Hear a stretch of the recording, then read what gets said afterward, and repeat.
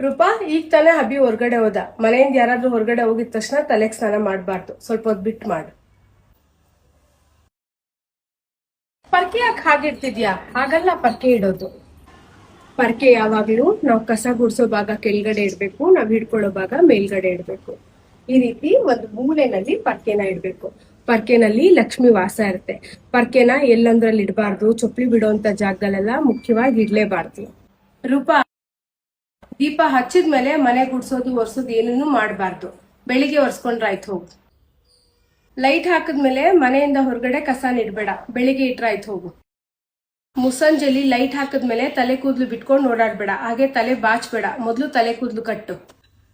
ಏನಮ್ಮ ರೂಪಾ ಅದು?